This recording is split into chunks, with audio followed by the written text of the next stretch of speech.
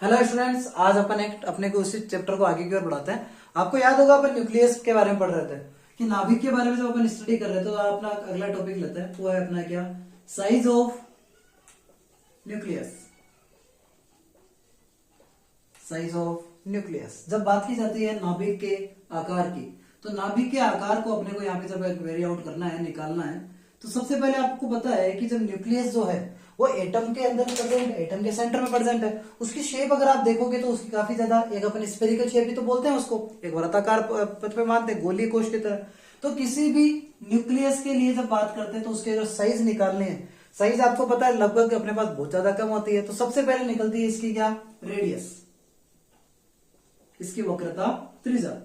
अगर अपन इसकी त्रिज्या की बात करें, रेडियस की बात करें, तो एक स्टेटमेंट निकल के आता है कि द एक्सपेरिमेंटल जितने भी प्रयोग हुए हैं उसके अकॉर्डिंग क्या निकल गया, radius of nuclei is proportional to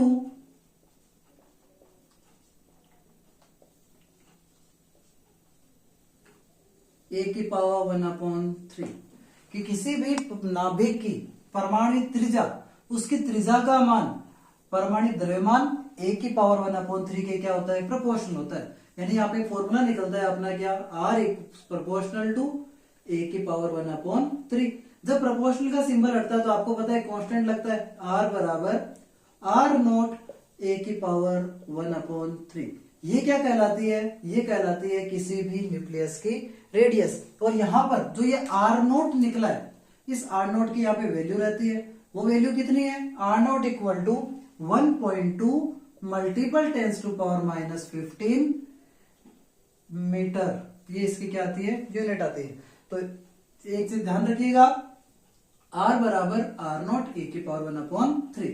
यानी जो अपना रेडियस है वो डायरेक्टली एटॉमिक मास के ऊपर, परमाणु द्रव्यमान के ऊपर क्या करती है, निर्भर करती है। आगे बढ़ते हैं, अपने नंबर 2 पॉइंट निकालते हैं। रेडियस के बाद आता है इसका क्या, वॉल्यूम, इसका आयतन।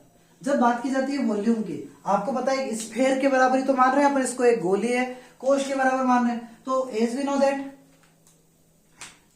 नो दैट हम जानते हैं जैसे कि वॉल्यूम V इक्वल टू क्या होता है, गोले का क्या होता है, 4/3 पाई आर क्यूब। यही होता है V equal to 4/3 pi r cube. यहां पे जस्ट अभी अपन ने आर की वैल्यू निकाली है, तो क्या हो जाएगा, V इक्वल टू 4/3 पाई ऐसा का ऐसा, आर की जगह क्या आ जाएगा, आर नॉट ए की पावर 1/3 की पावर 3। इसको सोल्व करेंगे अपन तो वॉल्यूम इक्वल टू कितना निकल के आएगा, 4/3 पाई आर नॉट की पावर 3 और ए की पावर 1/3 की पावर कितना, 3। तो वॉल्यूम जो निकलेगा अपना, वो वॉल्यूम क्या आएगा, 4/3 पाई आर नॉट की पावर 3 मल्टीपल क्या आएगा, ए। यानी अपना जो वॉल्यूम है वो वॉल्यूम डायरेक्टली प्रोपोर्शनल है किसके, एटॉमिक मास के। यानी जैसे जैसे परमाणु द्रव्यमान बढ़ेगा उसका आयतन भी क्या करता जाएगा, बढ़ता हुआ प्राप्त होगा। Thank you, have a nice day students.